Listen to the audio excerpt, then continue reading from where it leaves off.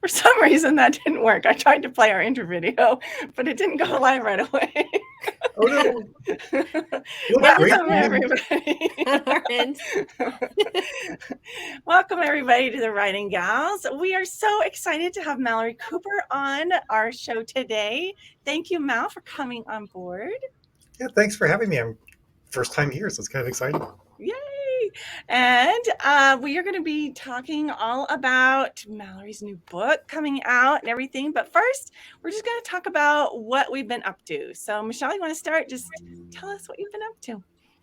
You mean besides spending a week sick on my couch? Oh, man. Yeah, well, that put a dent in my plans, but I am making progress on my current rom-com that I'm publishing on Kindle Vella.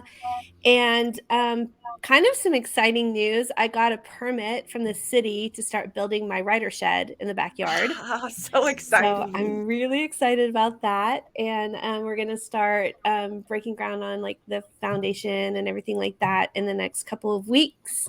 And so I hope to have that built by the end of April. And as part of my writer shed, I'm going to section off about half of it or so for like a little YouTube setup, so that I am not always recording on my kitchen wall and worrying about my dog barking and things like that. So I'm excited to get that going too. So that sounds amazing.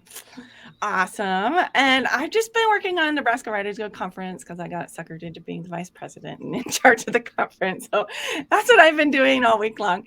But I am still working on my Angels Can't Fall in Love book 2.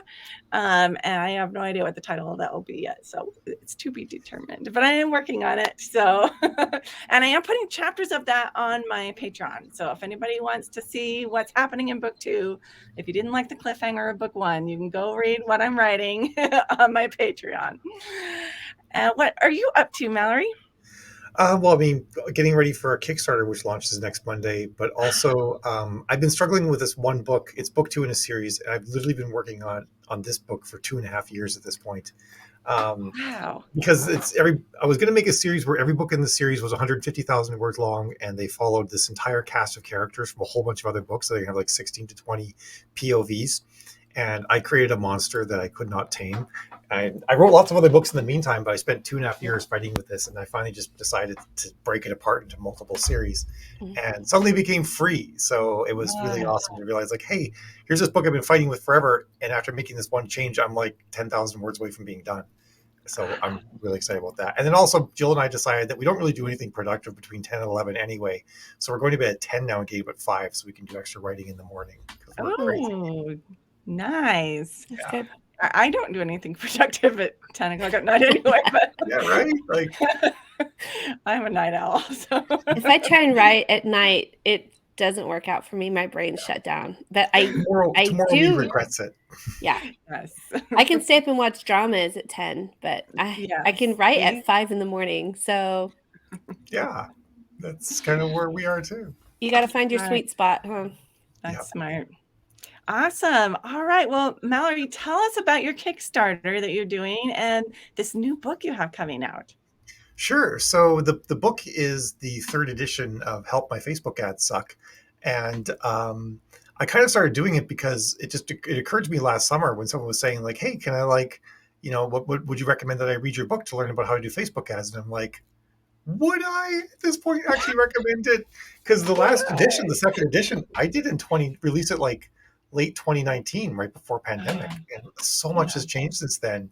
And so I went and looked at it and I'm like, oh God, like there was very little in there that I would say was like objectively wrong, but a lot of things in there were like harder ways of doing it than there is now, and possibly not the most efficient ways of doing things. So I sat down to start working on revising it and realized I just was better off rewriting it from scratch. So that's what I ended up doing, was basically, except for the glossary and calculating read through, everything in the book is new on how to basically make Facebook ads without spending a whole lot of time doing it and be able to interpret the results really well. That is awesome. And you guys decided to do a Kickstarter. Is this your first Kickstarter, or is this nope, this will be our 4th Kickstarter? Fourth? Second?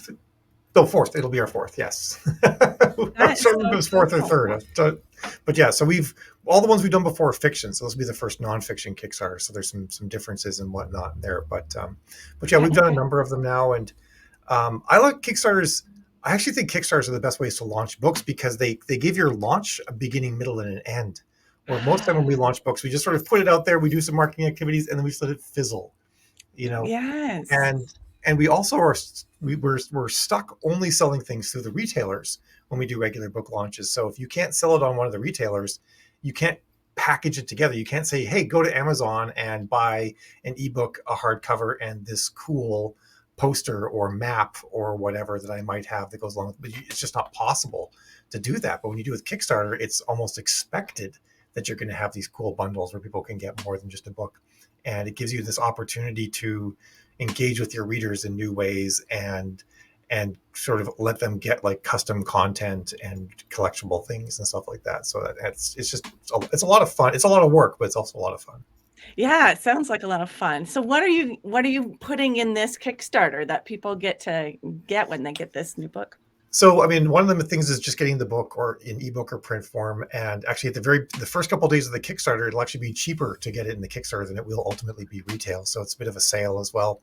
Nice. We're doing things where you can get a bundle of all of our books are going to be in there. And if you're doing fiction, that's a great thing too, by the way. Kickstarters are great ways to also market your backlist. Be like, hey, not only can you get this latest book I put out, but hey, get this whole entire other series up at this higher tier. We're throwing in some consulting options to work with us on Facebook ads. And also some of our video courses are all in there at discounted prices. But some of the fun things we're doing too is so there's, I'm sure if you guys are familiar with primer words and what they are, but they're part of like when I talk about marketing and creating copy, there's words out there that everybody has positive associations with, like explore, delve, curl up, join is a great primer word. Like nobody has negative connotations around these words. So you're to say like, join Sarah on her grand adventure. It's a lot more compelling than saying buy my book today. Kind of thing. Yes. And so we're making mugs for different genres that are just all covered in primer words. Every time you have a cup of coffee, you'll like see these primer words. And then also like a little thing you can stand on your desk that will show them to you, as well as like lists of things like filler words and filter words, which are words like seemed or wondered or felt, which are all words that pull people out of your narrative. Or if you're writing ad copy, they pull you out of other ad copy because now, like I say, like, well, what? It seemed like the person was upset, and then the reader's like, well, what seemed like it? What caused the MC to think that they this way? Or if you say like they were quaking in fear, would be a much better way of describing that. So it's want to like make some stuff so sort of people can kind of have pens or bookmarks or cups or whatnot that can have these words on them that they do and do not want to use, so that they can keep that stuff in mind and just write better stuff. Yes, I love that. Yeah, and Jill mentioned the early bird pricing, so the books are cheaper at first, which is super awesome. I was going to say Jill's trying to help you out here. I think I said that, didn't I? Maybe I don't know. I talk fast, even for me. I don't remember what I say all the time. I thought you did, but maybe she was trying to like clarify. Could be. Highlight. There we go. She's highlighting it. And I can't put a comment on this thread, but I think in the description of this video I put a link to your Kickstarter. So if anybody wants to go over there and take a peek at that, there's a link in the description, and I'll add it after we're done to the comments too. Awesome, thank you.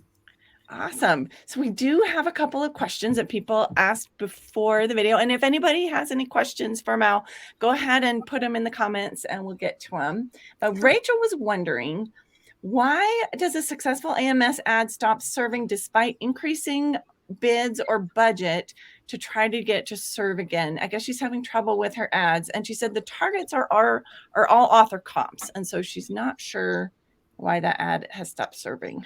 There could be a number of reasons. I always joke that like AMS ads have more knobs than like a 1990s stereo system. If you're older, you remember that the whole hi-fi thing, like the more lights and knobs, the better. One of the things is, so the thing that Amazon cares about the most, and this applies to everything you do with Amazon, is they care about conversion. If they can show, because they can only put so many books in front of someone visiting the site, right? Like our eyeballs can only see so many things, and there's only so many people. So if they have a choice between a book that sells once every 10 clicks and a book that sells once every 30 clicks, they're going to put the book that sells 1 every 10 clicks in front of people every single time. So the first thing that Amazon's going to be looking at is your book next to everybody else that's also doing bidding on the same keywords. Who converts better? And people that convert better are going to get more placement. And in fact, if your book doesn't, like, say for example, you recently fired up a Facebook ad and maybe you did some newsletter swaps and they really weren't that well targeted, and you maybe write Westerns and you swap to people who write, I don't know, Motorcycle Club, Reverse Harem, and you write clean Westerns, let's just say, for example. You send a whole bunch of people to your product page and none of them bought. You've now trained Amazon into thinking your book doesn't sell, and that can actually decrease your AMS ads, the amount that they're going to serve. So there's a lot of nuance in there. Also, if you're choosing dynamic up and down bids, what will actually happen is that Amazon will look at your book and say, I think this book is less likely to convert, just like I said. So they'll bid you down, all the way down to a cent. And then, of course, you're not even going to show, or if you do show, you're like way off the carousel. So there's that as well. So if you really want to get yourself to show, you want to actually do fixed bids or fixed up. Only once you get like solid sales history and an AMS ad that's working well do you want to do up and down bids. The other thing is that your number of keywords, if you're doing author comps, just might be too small. If you're doing a keyword-based ad, you should honestly have about 1,000 keywords in there. And you can use Publisher Rocket to get those keywords really quickly and just load it up with keywords. I have a policy of where I make AMS ads where I only make 4 AMS ads, sometimes 5 or 6 per series, and I don't mess with them that much. And you can actually get them to end up being pretty productive that way. But the key is fixed bids or only bidding up. But I also start my bids at 30 cents a click. I refuse to bid higher than that, because I'm like, I would never pay more than 30 cents per click on Facebook. Why would I pay more on Amazon? Yeah. So. Good advice. I love that. Stephanie is wondering, do you think Facebook ads are getting to become obsolete in the near future? Seems like people are becoming fed up with the amount of ads. I don't think so. I don't think so either. Yeah, I mean, Facebook remains the dominant social media platform on Earth. It's got about 3 to 4 billion users, as compared to something like TikTok that is just barely 1 billion users. If that even, they might only be around 700 million. I haven't checked the stats in a couple of months. But like the best way to reach the most humans is on Facebook, and they have the broadest targeting where you can target wide swaths of the population. The key with Facebook ads is don't make your ads look like ads. So back before 2016, actually even I think it was even 2017, you couldn't have any text on ads, because in 2016, or maybe it was late 2015, Facebook hit ad saturation. They hit a point where they could put no more ads on the platform. And if they did put more ads on the platform, people stopped using Facebook, because then they were saying there's too many ads. So Facebook said no more text on your ads, because they wanted everybody's ads to just look like regular posts, And back then, no one posted anything with text on it. It was all just pictures of our pets and the food we were about to eat. And so what changed, though, was people started posting memes. So now regular people are posting images with text on them. And so Facebook changed the rules. They said 20% of your image can have text on it. And then in the last year and a half or so, they removed the restriction altogether. But that doesn't change the psychology of it behind the scenes. People will scroll past things that look like ads. So make your ad not look like an ad. And so that boils down to the age-old argument: do I put my book cover on the ad or not? Because if you put your book cover on the ad, then it looks like an ad and people might scroll by. And Facebook actually will charge you more and show your book less, your ad less as well, if there's any text on it. 9 times out of 10. It's not a universal rule, but it's mostly the case. So what I recommend people do instead is 2 options. 1, make your text on your ad look like a meme. Use big, bold fonts, structure it like a meme, make it kind of look like a lot of memes do. Alternatively, just use something that, like an image that is striking and creates an emotional response and has really good contrast, and just make sure that all of the words surrounding that image, so your headline, possibly even your author name, your primary text, has things like read and story and whatnot in that. Because what you don't want is people thinking it's a TV show or a movie, clicking on it, landing on Amazon, and then leaving, because of course that lowers your conversion rates on Amazon, and Amazon starts to think your book doesn't sell. So that's kind of the way around it. But when it comes to ads in general, people like targeted ads, right? Like back in the day, we all used to watch 1,000 ShamWow and OxyClean ads, and we got really tired of that. But nowadays, like I like to buy things and I want to buy things that I'm interested in. So I actually like getting targeted ads. Yes. Um, they're showing me the things I want to buy. My ads on Facebook are like all shoes and clothes, and I'm very happy about that. Um, it suits me just fine, and I'm never upset to see them. I'm like, click. So if you're targeting well and you're making sure that you're really picking the right people to show your ad to, and you're showing them something that looks it gives them they're going to have an emotional response to. 95% of all purchase decisions are based on emotion. So thinking about that, they're going to be excited to see your ad and want to click on it. That's the goal of good advertising, to make people want to engage with it, not to be like, oh well, I have to do an ad and people are going to hate me. If you're doing it well, they're going to be like, oh my god, this is perfect, this is just what I need, I want to get it. And that's a great mindset thing to think as you're creating your ads, is like, I'm not bothering people. I am targeting people who want this, and they're going to be excited to see this. So yeah, definitely. I was talking with someone just today about clickbaity things and whatnot. And obviously, if you clickbait that doesn't deliver on the promise is bad. But if you make something that's enticing, that's not necessarily clickbait. Like, I said, like if you go to YouTube and you're looking for a recipe and you see a title for a recipe on YouTube that's great, and the video has this amazing screenshot with this mouth-watering plate of food on it, whatnot, you're not upset at the person who made that video for doing a good job of presenting this information. You're happy because it's what you were looking for, and it's well made. It's enticing you and trying to convince you to engage with it. So I think it's the same thing with our books. Our readers love to read, so we're not bothering them by showing them our ads. Yes, I agree. I actually buy a lot of stuff off Facebook ads. Facebook knows me way too well. I know, right? It's terrible. All right, Lavina asks, if you have two ads running with two different audiences, but both are doing well, is it ever a good idea to combine audiences? There's a lot of conditions to that particular thing. Facebook will prompt you to combine audiences. Yeah, that's what she was saying. Facebook was prompting her to do that. I would say like 99% of the time, ignore any advice that the Facebook platform is trying to give you. The Facebook platform is built for Apple and Samsung and Audi and Barnes and Noble, or I don't know, someone selling a toaster. It's built for them, not for us. It's built for people selling higher margin products for more money. They don't understand, like, the fact that we can actually use Facebook platform to sell a product that's $4 sort of doesn't even like enter into their mind as like a possibility. We're selling like widgets, kind of thing. Nice. And if anyone who's ever talked with a Facebook ad rep kind of knows what I'm talking about, they have no idea how to market books, and they'll suggest crazy things like listing your book in countries that don't have Amazon stores available and stuff like that. Like it's a great way to lose money. But the thing with the audience stuff is, like, behind the scenes, like, I'm sure everybody who's made Facebook ads has noticed, you'll build an audience. You're like, look, I made an audience of 10 million people. And 1 year later, 900,000 people at best have seen this ad or something like that. You're like, where are the other 9 million people, that were supposed to see this ad? And the reason why is, behind the scenes, Facebook is building a narrower, tighter audience based on how people are engaging with your ad. And so if you combine two audiences from ads that both work, it will then put your ad back into a learning mode, which isn't necessarily bad, but it'll put it into learning mode and it'll build an entirely new audience behind the scenes out of that combined audience that may or may not work. So if I had two ads that were working, I would not do that. Absolutely. I might try and create a third ad that is using a combined audience, but I certainly wouldn't take two functioning ads and do that.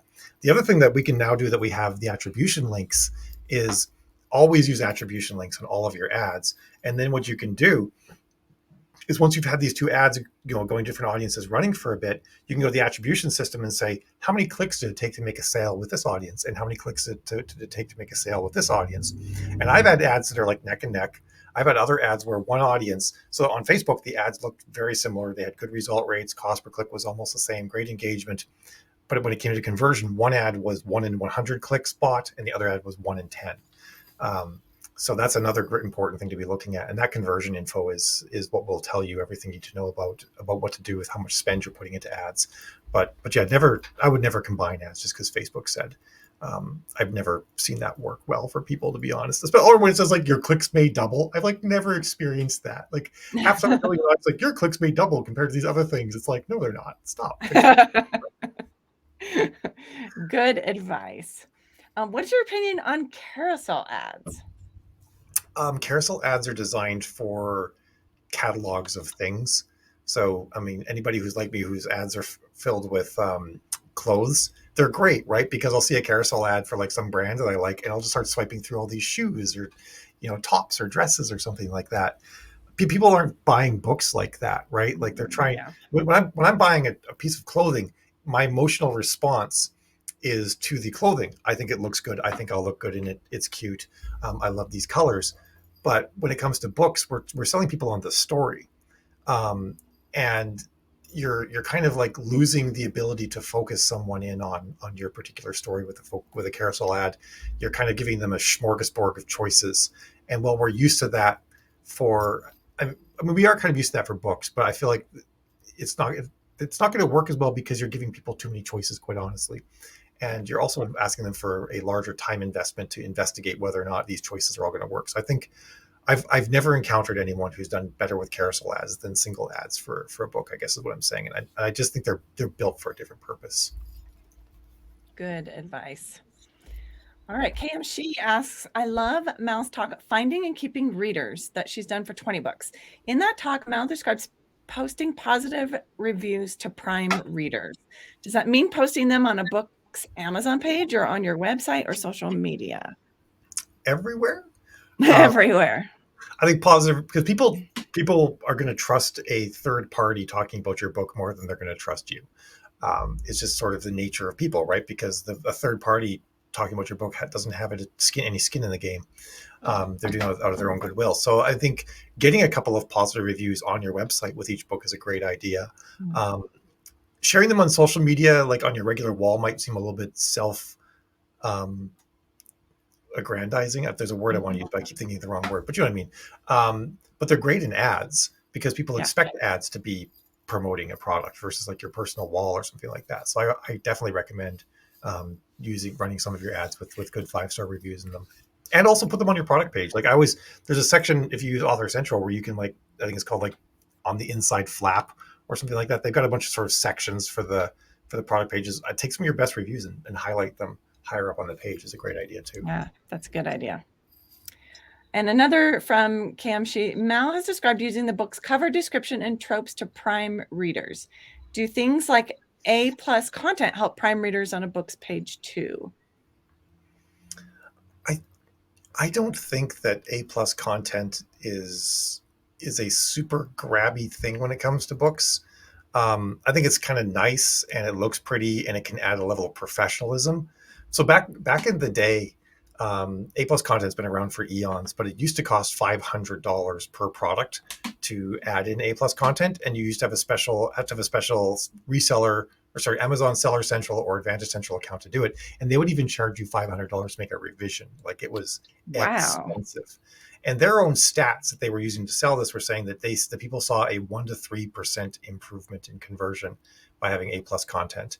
And so back then it was like, dear God, for $500 selling a book where I make this kind of money, it's not worth it to do this. Now that it's free, I think if you can do a good, high quality job that makes it look professional, it certainly doesn't hurt.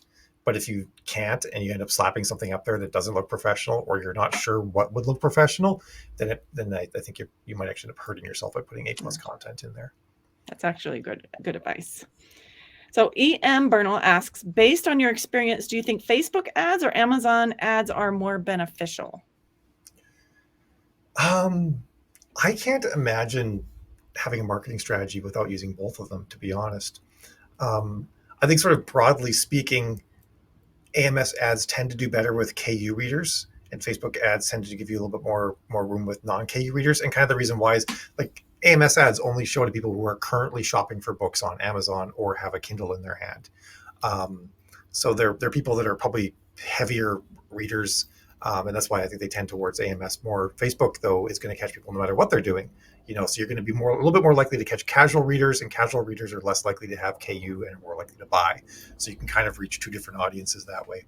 But also, if you're just starting out and you don't have a lot of sales history for your book, and you run AMS ads, you might find that they do nothing. In fact, I think most people find that they do nothing. But so you could use Facebook ads, like really carefully targeted Facebook ads that convert well, to start driving traffic to Amazon and showing that your book sells, and then your AMS ads can actually pick up. So you can use Facebook to prime AMS. and get it going that way. But I think that the nicest thing about Facebook is Facebook will spend your money. And AMS, you sort of have to sacrifice whatever the animal du jour is on the roof of your house to get it to spend your money. And I think I like Facebook because it makes me feel like I'm in control of my own destiny. And when you understand Facebook ads well, and now that especially we can use Amazon attribution links, anybody with a 4-book series should be able to double their money. A well-reviewed, professionally done, good blurb 4-book series, like all the things are done properly, you should be able to double your money with Facebook ads, possibly triple your money. And if you write like a 9-book series, you can triple or quadruple your money with Facebook ads. And knowing how they work well, there's actually kind of no limit to how far you can scale that. You could drop $1,000 a day on Facebook ads and make $3,000 a day once you really work the process and understand how to hone them and get them rolling for you. Whereas AMS, it's a Hail Mary to do that. Yes, I have definitely seen that. Casey Hart is asking, is there? Oh, go ahead. I was just Go going ahead. I to just ask have kind one of more. a spin-off question. So when you talk about the Facebook ads making it possible to show Amazon a history that your book converts well, to do well in AMS ads, does something like a BookBub ad like impact your conversion history with Amazon? For example, like if they send your book out to however many millions of subscribers, and then like, you get lots of clicks for a day or two, but it changes your actual conversion rate. Is that kind of like a downside to doing big promotion days like that versus just having a consistent ad strategy? I don't think there's necessarily a downside to doing that, provided that you've picked the right list on BookBub. And luckily, BookBub is curated, so they're unlikely to, like, they're not going to send my book out to Reverse Harem Motorcycle Club romance list because I write military science fiction. So they will, to a certain degree, keep you from hitting the wrong people. But I think BookBub generally converts pretty well. Like, you're going to have, it's not going to take a lot of clicks to sell a book. So I actually think that a BookBub can prime Amazon the right way. So that Amazon's like, because like I said, they don't care about the volume of sales; they care about conversion rate. How often, if I send 10 people to this book, do I sell one? Do I sell none? Do I sell three? So they're really concerned about the rate of conversion. So a good BookBub app, I think, can actually prime your book really, really well to have a lot of organic things on Amazon start working really well. They're going to be more likely to send out your book in those emails they say, where like, if you read this, you might like this. That it can help with that. So I don't see a downside really to doing BookBub at all. I think everything that it does for you on the Amazon side is really good for you. I mean, and you're going to see, one thing people worry about is when they do a BookBub or a big promotion, is they're worried about the rank tail. And they're like, oh my God, but I'm going to have this rank cliff, in 2 to 3 weeks or something like that. And I'm like, rank doesn't matter. So just ignore that and pretend that's not happening. Because that's all that rank is a mathematical calculation of looking at your sales history. It's not reflective of your current actual sales. So Interesting. Cool. All right, our last question. Casey Hart is asking, is there a simple tutorial on all the buttons on the AMS dashboard? Like, after you set up ads, they are like confused about what are they looking at on their dashboard? I don't think there's a simple anything about AMS ads. Yeah, it's not the best interface. Like, at least the Facebook interface has become more and more internally consistent. Facebook used to be a disaster too, but now at least it used to have, like, if you were editing an ad versus making an ad on Facebook, the thing looked entirely different, which is actually kind of how AMS is, right? The editing process and the creating process are so different that you can't even find the same things in the same places. So unfortunately, I don't think there is a simple thing. I think there's probably, I don't know if anyone has a course on that either, to be honest, because I feel like everybody who teaches AMS ads it gets really complex really fast. The only thing, I don't have to toot my own horn, but the only thing that I've ever encountered was a webinar that I did called AMS Ads for Lazy Authors, where I talked about how to basically make AMS ads in like 5 to 10 minutes and then ignore them for the rest of your life,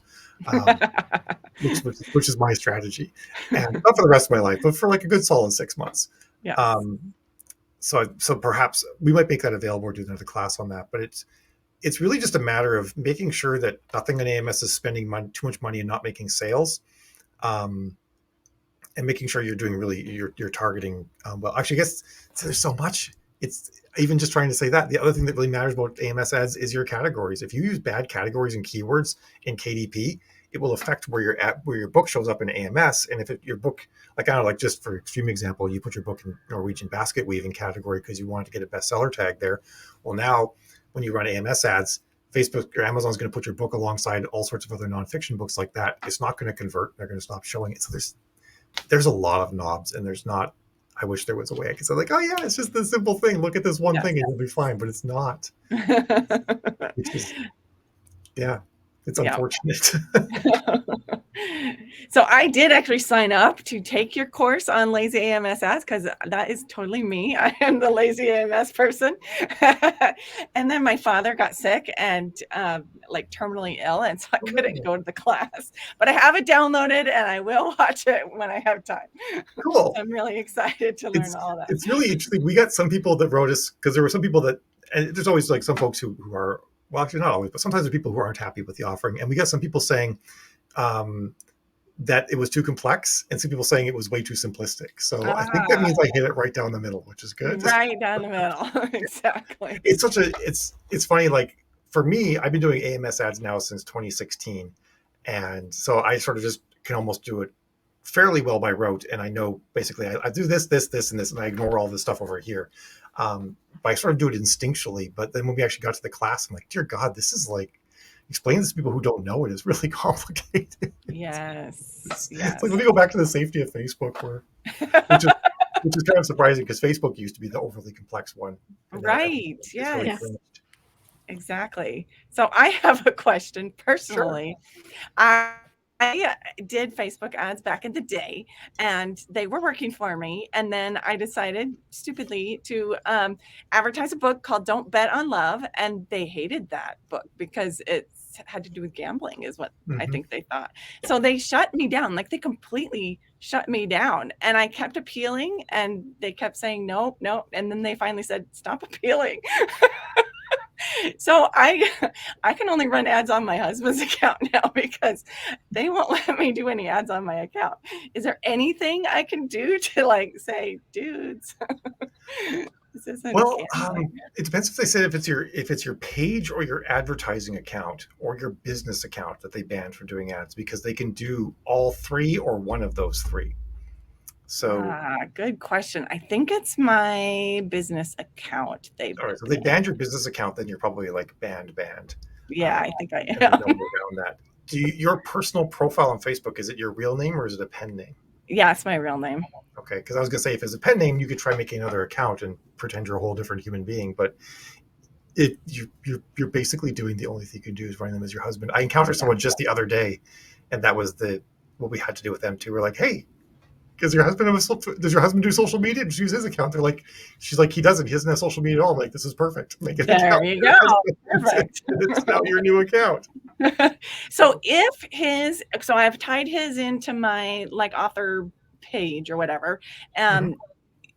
Will that come back to bite me by doing ads on his account, or should that be pretty safe from being banned as well? Oh, you should be fine. Okay.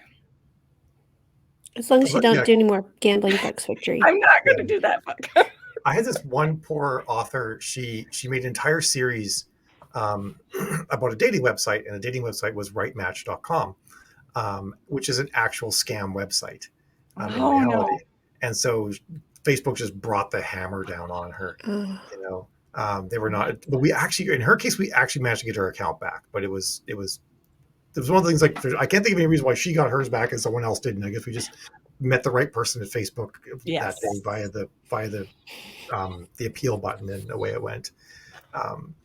It's gonna be an interesting year, because this year Facebook's gonna be forcing everybody to make their profiles be real people. Interesting. They're going to make it so that you actually have to verify your ID or some sort of proof of ID with every single profile on Facebook. So how's that going to work with pen names? You won't be able to have pen name accounts anymore. Really? But if you've noticed, pages look just like profiles now. I don't know if you've noticed that. They've been making these changes bit by bit, and pages won't reveal your identity.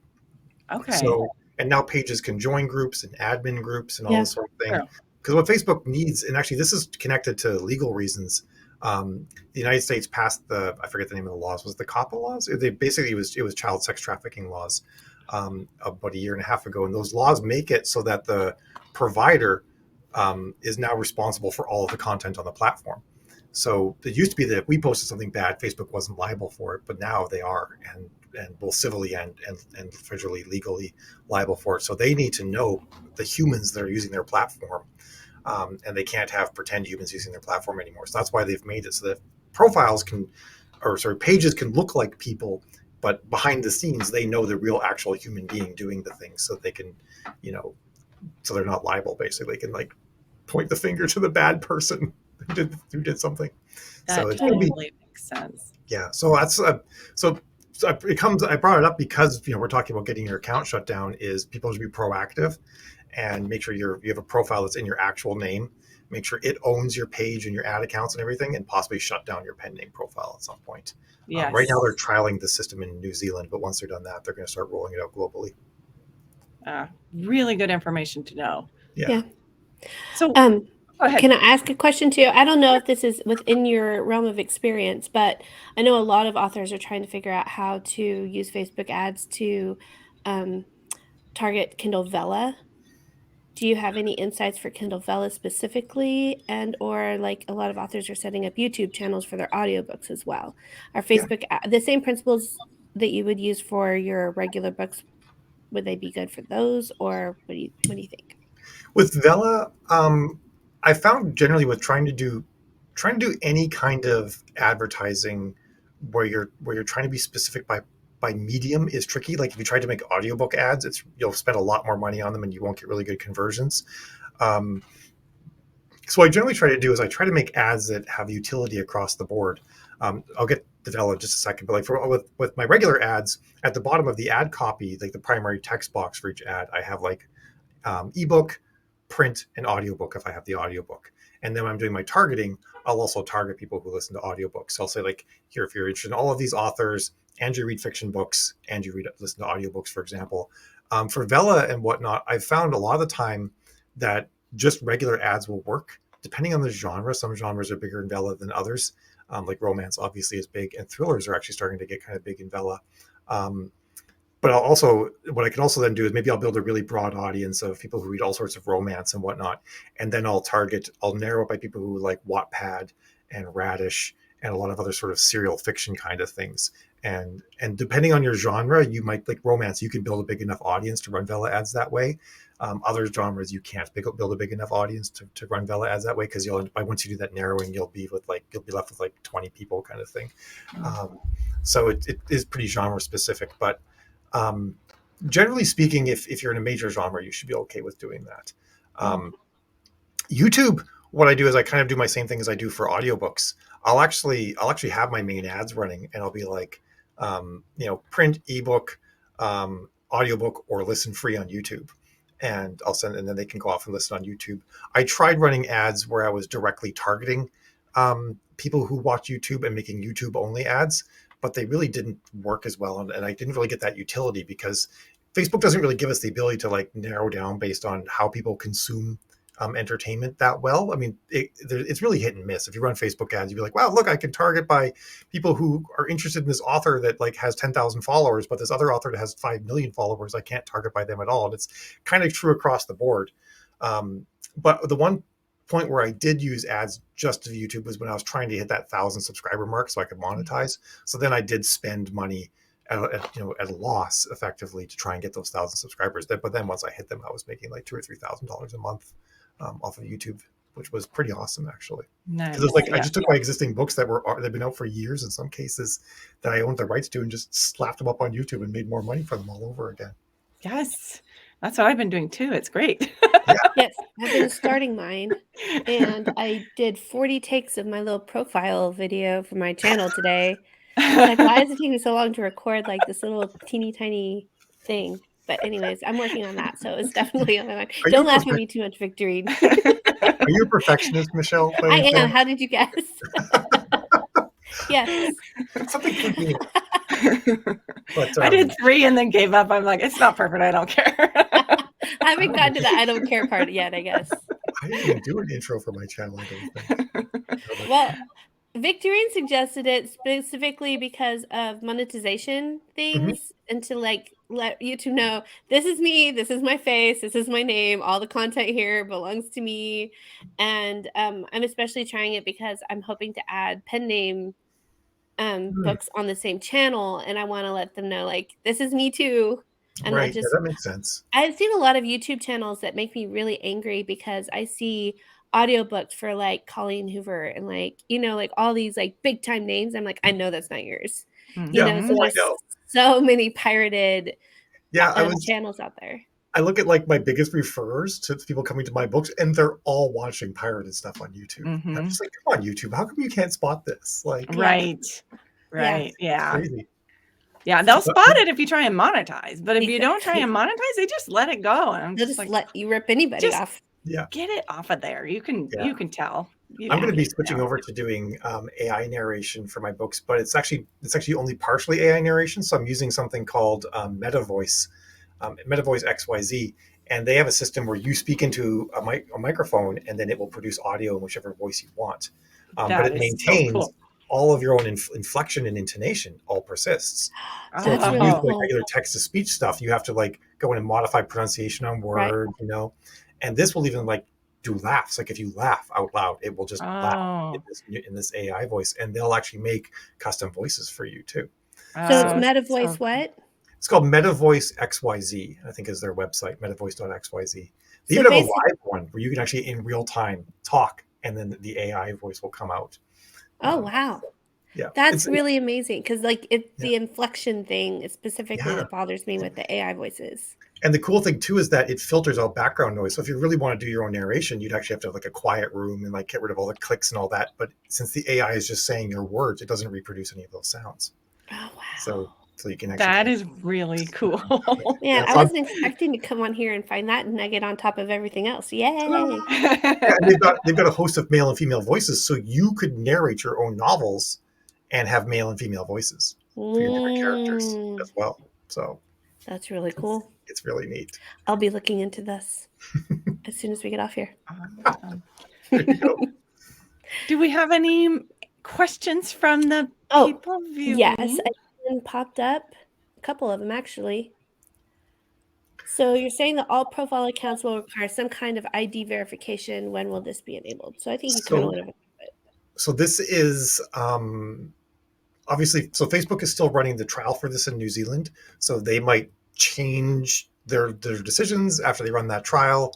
And then, they might have to make some changes how they want to do it and build it all out. So it could be sometime this year. We're going to probably learn more and more as the year goes on. You can get ahead of this, though. If you go to facebook.com/ID/hub, you can actually verify your profile ahead of time and sort of beat the curve. And then they'll just require your driver's license and possibly a video of you talking so they can verify it's a real person that actually matches their driver's license. So that's one thing that you can do to sort of beat the curve. But I work with a lot of authors who, because right now having a pen name profile is actually against the terms of service. There's some special conditions where if you're a celebrity, you can do this. So a lot of authors said, well, I'm a celebrity as an author, so I can make my pen name of its own profile, but Facebook doesn't see it that way. So basically, even right now, if you have a profile account that's in your pen name, at any point, Facebook could shut it down. It's not likely that they're about to run off and do this, but I know so many people who are just like, I was just minding my own business, and suddenly Facebook like shut down my profile account. I don't know why. Yep. And then they're like, and I tried to verify it was me, but it's a pen name and I can't. It's like, yes, I'm sorry. I wish that wasn't the way it is, but that's why I bring it up. It's hopefully people can get ahead of it and not because the worst thing in the world is like getting ads running and getting traction and making money, and then boom, it's all shut down, and then you're like in the lurch, So yes. That sucks. And then we had one more question from Whitney. I checked on the Facebook feed. Hey, Whitney. What do you link to on those utility ads? And then she's saying specifically when you mentioned all the different formats. So, like I'll have you have the primary text box where you're making an ad, and that's the text that sits above the image. So just at the bottom of that text, I'll say I use a primer word and say like dive into the mystery today, or grab a glass of wine and curl up with this amazing romance or something like that. And then underneath that, I'll have like Amazon, or I'll have like ebook and a link to I'll use Bitly to shorten it. because Bitly has an agreement with Amazon where it makes these amzn.to links for anything on Amazon. So it makes these nice little links. So I'll have like, ebook, print, audiobook if I have it, and another one says YouTube, and that will link off to YouTube. So I just give them all the explicit links for those things. And then of course, there's going to be a link for the button, your main link that goes on the ad. And generally what I'll do for those is if it's just an ad that is ebook, print, and audio, I'll link to it. I'll use Books to Read, and I'll send the main link to Books to Read. I guess that's for wide. If it's wide, I'll do that. If it's Amazon only, I just send them to the ebook page for the main button. But if I'm trying to catch, if I'm wide, I'll use Books to Read, or if I'm trying to drive them to maybe things like Vella or Radish or YouTube, or even I want them to buy off my own store, I make pages on my website for all my books that sort of have all the links on them where you can get stuff, and I'll send them there as the main activity. Good advice. Great. Yeah. I think that's all the questions we had. I think everybody was just kind of like listening and probably like me taking notes. Yes, take I get that a lot. So I was curious, what's your background that makes you so smart in all these ad things? Because you just know everything. I was a software architect for 20 years. So I've built ad platforms. Now, granted, the ones I built were back at the aughts, so they weren't as advanced as we have now. But I understand like how the ad platforms work, and also the advantage it gives me is when I see wording being used on these platforms. I've worked with both business development groups, product management groups, and actual developers, having worked in all those different organizations. So I understand when I see this word, I know what they mean by that, sort of behind the scenes. I know why they chose that word over another word. So it tells me something about how the software works behind the scenes, which I think gives me a bit of an advantage in that I can tell that make all that sort of stuff. And I think the other thing too is like understanding sort of at the base level how all this works. Sort of like, I think for a lot of people, it's like a black box, right? And they're like, I put this thing in and I got this thing out. But if I put this in and something else comes out, now everything's gone. And I have no idea what's happening, and I'm scared and confused, and it's basically witchcraft at this point. And I get that. That can be like, it can make the whole thing seem a lot more daunting than it really is. So I'd be helping that I understand the underpinnings of, well, I don't have that. And that's hopefully when I work with people, it's one of the things I try to teach them is like, here's what to do, and here's how to measure it. And then we know that changing this will change this, and it'll work every time. And you can get predictability and consistent results out of ads. Very cool. So if someone wants to work with you directly on their ads, how do they do that? They can go to thewritingwives.com. That's Jill and my website. Actually, there's more of us now. We have a team of people on our ads team now. Fantastic. We've got Felicia Beasley, who probably a lot of people know. She's brilliant. And another woman named Eliza Gale, who is another romance author who also has been running ads for herself for quite a while. So when you work with us, you actually don't just get my expertise. You get this whole team of people, and we all work together. And if we have a client where things are going great or having a problem, or we're just looking for suggestions, we all band together to get a lot of brains. But again, it's thewritingwives.com. And you can check our packages there, fill out the contact form, or you can just DM myself or Jill, my wife, on Facebook. Great. Thank you. And tell us once again how to get involved in your Kickstarter if we want your new updated book. Yeah, so the Kickstarter launches on Monday morning. You can probably go to Kickstarter and search for Help My Facebook Ads Suck. I think there'll be a link in the comments and in the description of this video as well for anyone. And we're going to be ways to get just the ebook and print, plus discounts on a lot of different consulting packages and video courses that we have will all be up there as well. And then we'll be doing a lot of live videos, just sort of talking about some of the new things in Facebook and whatnot as well. So you can kind of stay tuned to learn some snippets here and there. Good. And do you have like a YouTube channel for the Writing Wives or a Facebook group or something people can join? Actually, we do have a group. If you just search for the Writing Wives group, I think that's the name of it. Jill, I think Jill might have changed the name recently, but I think if you still search for the Writing Wives on Facebook, you'll find the group. We don't actually have a YouTube channel for the Writing Wives. It has, we do, but I put instructional content in there that's not listed publicly. But you can search for my name, Mallory Cooper. So I think it's actually just youtube.com/Mallory Cooper, and we'll be putting a bunch of the videos up there as well, talking about the Kickstarter too. Great. Fantastic. Thank you so much for coming on our channel and talking to us about all this awesome stuff. Oh, thank you, Jill. Thank you. Yeah, We are so excited that you came on and were that's been great. giving us all this great information. And yeah, I'll put links in the comments for everybody to get involved with your Kickstarter. And I'm Awesome. excited because I bought your book way back when you first put it out years ago. And so I definitely In the want that. days of yore. Yes, in the days of yore. Thanks for having me. I really enjoyed chatting with you guys. Yes, This is thanks really for being fun. here. All right, you guys, take care and have a great day.